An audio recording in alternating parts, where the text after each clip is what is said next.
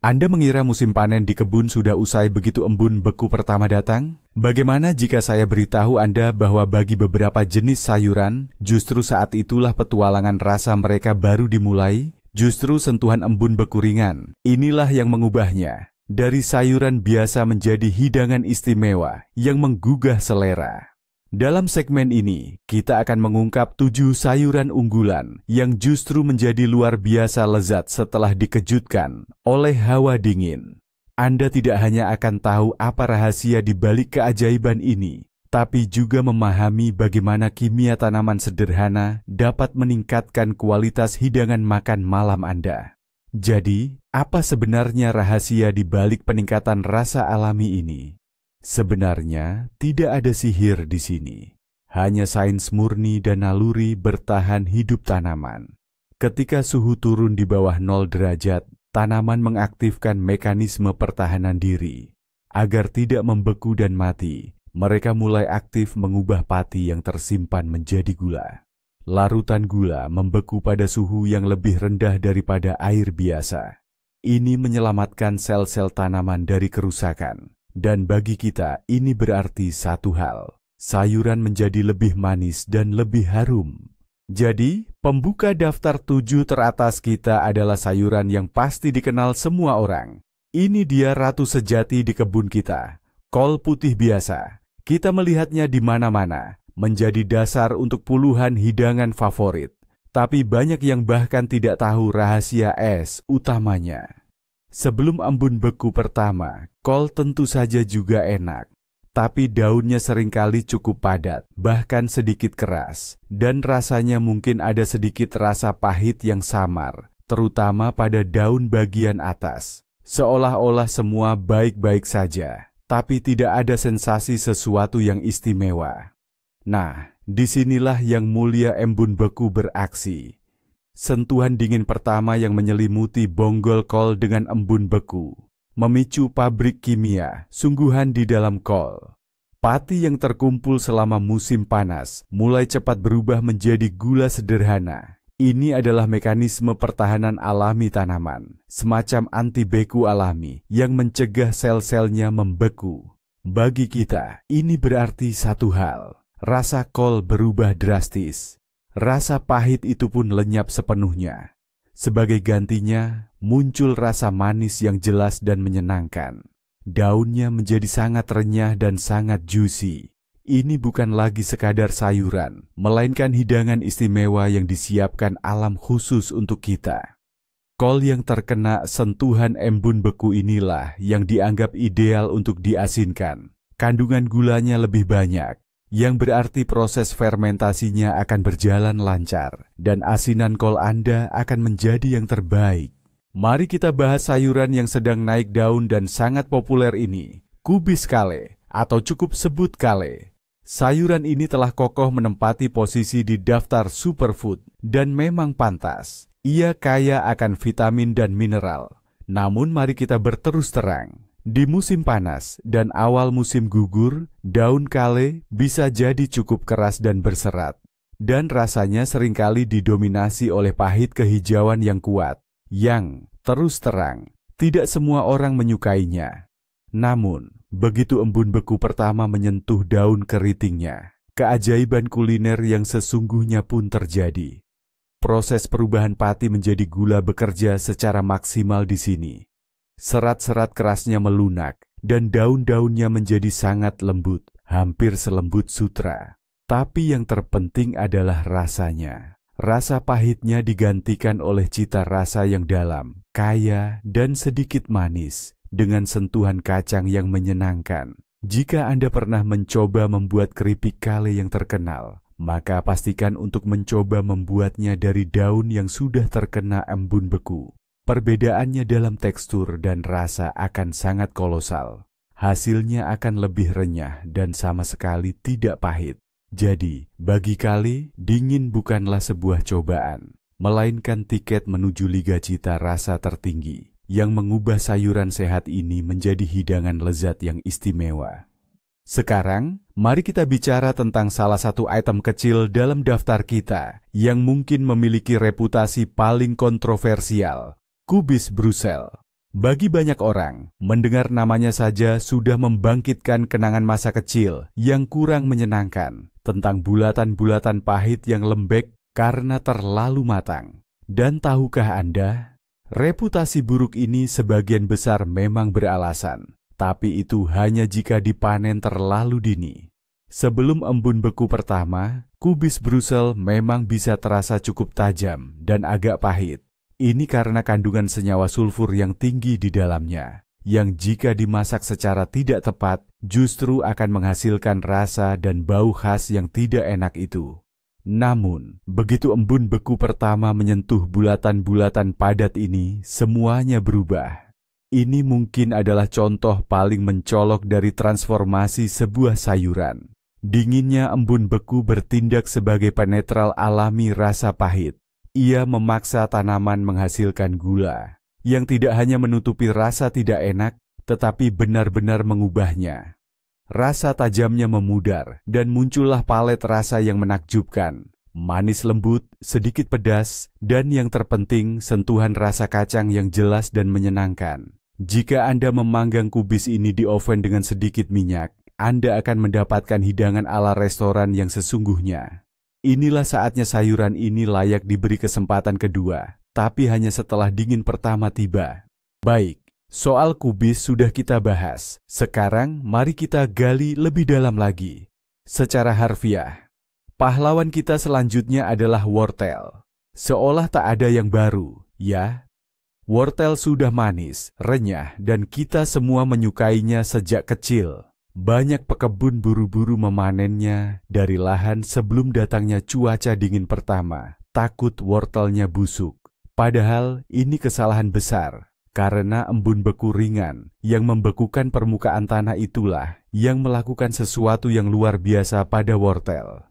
Proses konsentrasi gula yang pernah kita bahas dalam umbi ini mencapai puncaknya. Ini seolah alam memutuskan untuk mengambil sayuran yang sudah manis dan mengubahnya menjadi hidangan penutup sungguhan. Rasanya tak hanya manis, tapi juga dalam, pekat, dengan sentuhan karamel yang begitu jelas. Wortel yang digali dari tanah yang sudah membeku ini, rasanya benar-benar seperti permen. Ia kehilangan bahkan sedikit pun jejak rasa langu atau pahit yang terkadang ada. Hanya menyisakan manis alami yang murni. Dan tahukah Anda cara terbaik untuk menonjolkan rasanya? Cukup panggang di oven dengan sedikit minyak zaitun dan taburan garam. Anda tidak akan membutuhkan madu atau gula. Gula alami pada wortel akan mengkaramelisasi dengan sendirinya, menciptakan lapisan luar yang sangat lezat. Ini adalah contoh sempurna bagaimana sayuran sederhana bisa berubah menjadi hidangan sampingan yang istimewa hanya karena sentuhan dingin. Sekarang, mari kita bicarakan tentang sepupu wortel yang mungkin kurang populer tapi tidak kalah menarik, parsnip. Di sini, parsnip tidak sepopuler wortel. Banyak orang setelah mencobanya sekali, mungkin tidak lagi tertarik untuk mengonsumsinya. Seringkali parsnip digambarkan sebagai umbi yang hambar, bertepung dengan sentuhan rasa obat yang aneh. Namun, kemungkinan besar, mereka yang mengatakan demikian hanya mencoba parsnip yang dipanen sebelum mengalami pembekuan. Parsnip adalah sayuran yang membutuhkan suhu dingin, bukan hanya sekadar diinginkan, tapi hampir wajib agar parsnip mengeluarkan potensi rasa terbaiknya. Sebelum musim dingin tiba atau terkena embun beku, rasanya memang bisa cukup kasar dan bertepung. Namun, begitu suhu turun di bawah 0 derajat Celcius, keajaiban sesungguhnya mulai terjadi di dalamnya. Suhu dingin memicu proses enzimatik yang memecah pati kompleks di dalamnya menjadi gula sederhana. Namun, bukan hanya soal rasa manis saja. Rasa parsnip menjadi sangat kompleks dan berdimensi. Muncul nuansa rasa pedas, kacang, sedikit aroma tanah, dan bahkan sentuhan bunga. Semua ketajaman rasanya menghilang, dan umbi ini menjadi sangat harum. Parsnip ini sangat cocok untuk sup krim kental di musim gugur dan dingin. Sup seperti ini, yang dibuat dari parsnip yang sudah terpapar dingin, akan memiliki tekstur yang lembut seperti sutra dan rasa yang luar biasa kaya serta menghangatkan. Rasa ini mustahil didapatkan dari parsnip yang dipanen di musim panas. Ini adalah hadiah sejati dari alam bagi para pencinta kuliner. Mari kita kembali membahas sayuran yang seringkali diabaikan atau diremehkan banyak orang karena dianggap terlalu sederhana atau bahkan hambar. Saya berbicara tentang lobak turnip dan kerabat dekatnya, yaitu rutabaga. Kedua jenis umbi ini dikenal sebagai sayuran dengan rasa yang cukup kuat, khas, dan sedikit pahit. Sifat rasa yang kuat dan sedikit pahit inilah yang seringkali membuat para penikmat kuliner modern menjauh, karena mereka terbiasa dengan rasa yang lebih lembut dan halus. Namun, seperti yang mungkin sudah Anda duga, kami punya senjata rahasia untuk mengatasi rasa kuat ini, dan itu adalah cuaca beku. Pembekuan bagi lobak turnip dan rutabaga bukan hanya sekadar perbaikan, melainkan sebuah transformasi total. Suhu dingin bertindak sebagai pelembut alami sekaligus pemanis. Ini secara efektif menetralkan senyawa-senyawa yang menyebabkan rasa pahit dan tajam. Proses konversi pati menjadi gula memainkan peran kunci di sini. Sebagai hasilnya, setelah melewati embun beku pertama, kita akan mendapatkan sayuran yang benar-benar berbeda. Rasa kuatnya menghilang, digantikan oleh kemanisan lembut yang hampir seperti krim.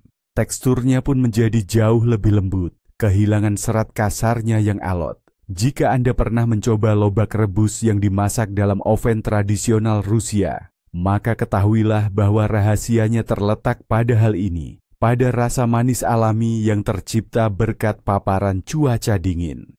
Cobalah membuat pur sederhana dari lobak turnip atau rutabaga yang sudah melewati proses ini, ditambah sedikit mentega.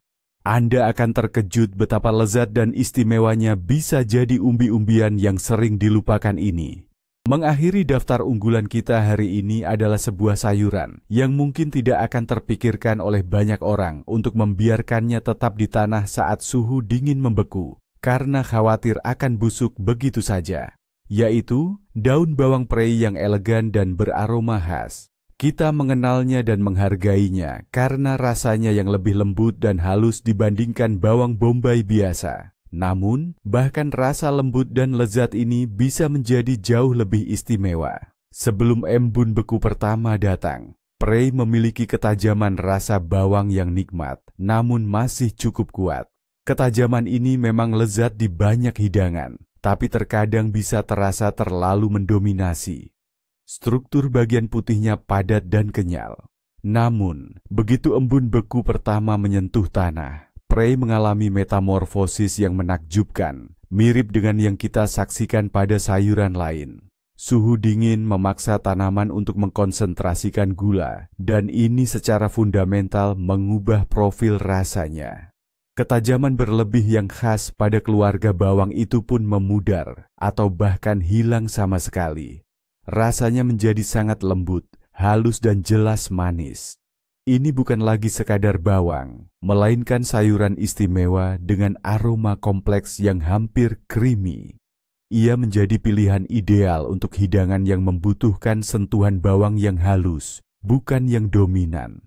Bayangkan sup bawang ala Prancis yang terkenal, atau sup krim klasik dari prei dan kentang, yang dibuat khusus dari prei beku semacam ini. Rasa manis dan kelembutannya akan membawa hidangan sederhana ke tingkat yang sama sekali baru. Jadi, apa sebenarnya yang terjadi?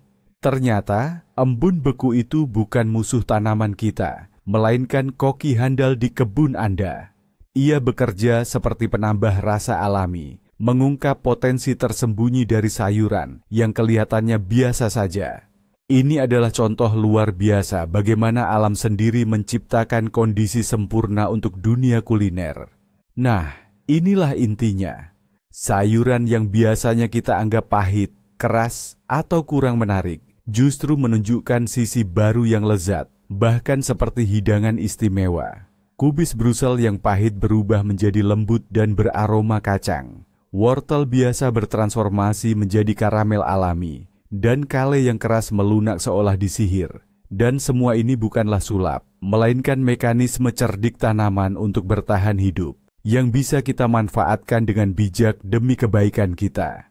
Jadi, lain kali Anda melihat embun beku menyelimuti kebun, jangan buru-buru sedih. Siapa tahu, makan malam Anda baru saja jadi jauh lebih lezat. Manfaatkan pengetahuan ini untuk memperkaya menu musim gugur dan musim dingin Anda. Terima kasih sudah menonton video ini sampai habis. Jika Anda mendapatkan informasi baru dan bermanfaat, silakan berikan like dan subscribe ke channel ini, agar tidak ketinggalan fakta menarik lainnya dari dunia alam dan kuliner. Nah, sayuran apa yang paling Anda sukai di musim gugur dan musim dingin? Mungkin Anda punya tips atau rahasia sendiri cara mengolahnya setelah terkena embun beku. Bagikan pengalaman Anda di kolom komentar ya.